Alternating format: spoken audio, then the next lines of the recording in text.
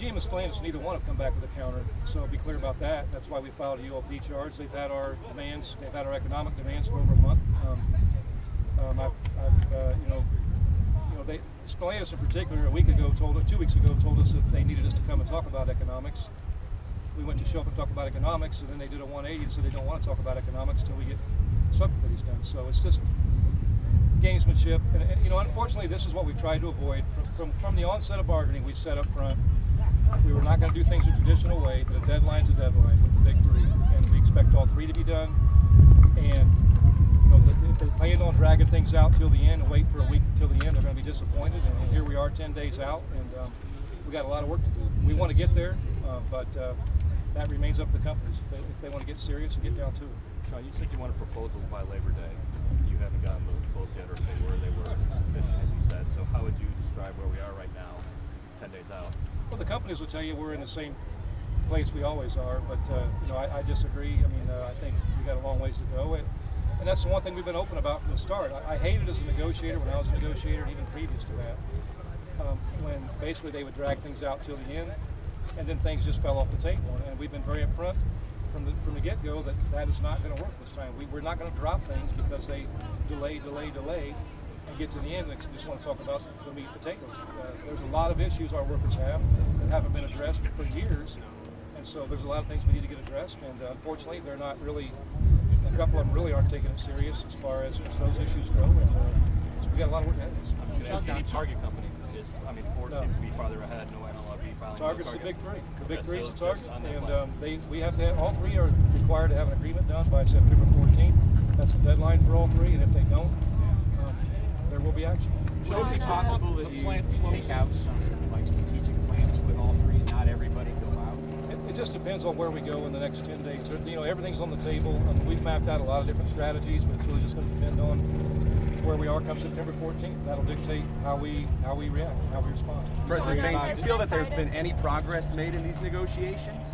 Well, there's been progress, but it's just obviously it's moving a lot slower than what we want to see. And we've seen a decade of record profits. I mean, our members made massive sacrifices. We were blamed for everything that was wrong with these companies back in the recession, which was wrong, it was false. It's one of the biggest lies ever told. And so, this is our time to after a decade of hard work by our members and massive profits, and continued massive profits, $21 billion in the first 6 months of this year between the big three, our workers deserve their share of equity in this, and they're not getting it. So, so we've made some progress, but our members have high expectations, as they should, and we plan on delivering. What will the next few days look like in terms of negotiating?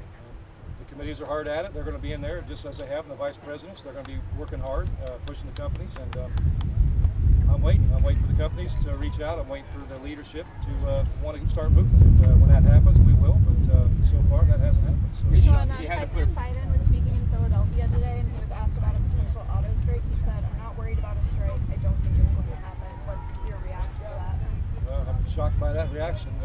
He must know something we don't know. But maybe the companies plan on walking in and giving us our demands on the night before. I don't know, but he's on the inside on something I don't know about. Because where we stand, it's, and I want to be clear about this. That's not our intent. Our intent is not to strike. Our intent is to get a fair agreement, and that's been our intent from day one. But as we get down to the wire here, there's three companies to bargain with, and there's 10 days left to do it. So I know what it looks like to me. Is there additional support you'd like to see from the self-described most pro-union president industry? Actions speak louder than words. I mean, we want to see action. So, and they, I'm not going to, in fairness, they've done a few things here recently with the IRA and the convention, conversion loans, things like that. So, they're taking steps. So, but, there's a lot more work to do. Shawn, do you expect the ULC's investigations to be completed by the 14th? I have no idea. I doubt it, but we'll see. I'm not the Department of Labor, so. If you had to put a percentage on it, what's the likelihood of a strike? I don't want to put percentages on it because honestly, we want to get an agreement done. I mean, that is our goal. The goal is to get a fair and equitable agreement for our members. And so, I don't really want to put percentages on that. At the end of the day, if we're not there, then there will be a strike. Shawn, can you talk about the possibility, or is Stellantis talking about moving production of Ram truck and perhaps others out of Detroit someplace else? I think it's shameful, number one, that they make a threat to want to move the Ram truck to Mexico.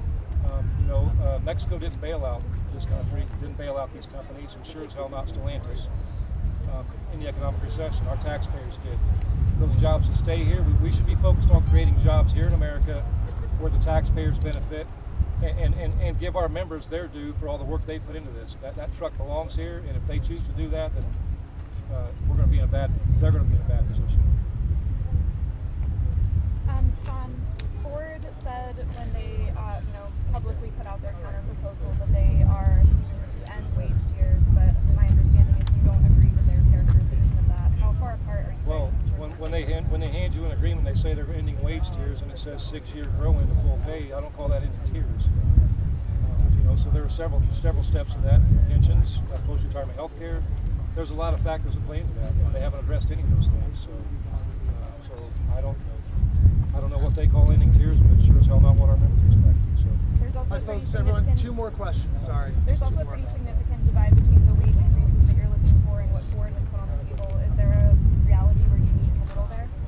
Well, there's always a reality. The reality is, it's funny they don't care about reality when they give CEOs 40% pay increases. That's just expected.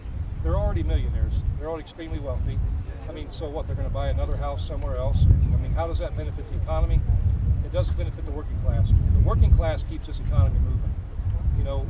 When workers get fair and equitable justice and fair and equitable wages and benefits, they move the economy. A CEO making $29 million doesn't move this economy. Shawn, can you talk about the fact that we're standing here on Ford's doorstep with their IT center? Should we read anything at all into that in terms of the relationship or the way negotiation is going with Ford today? Not at all.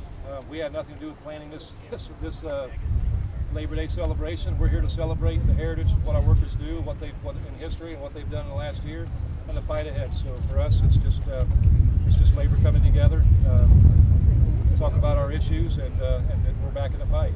Shawn, any changes to your top demand with the 40% or more wage increase, potential 32-hour work week? Just any changes on any of your stances that you have made so far? No changes because we really haven't bargained over them yet. 2 of the 3 companies haven't even chosen to sit down and talk about it. So no, there's no change. That's it. Great. Thank you, everybody. Thank you so much. Thank you. Take care.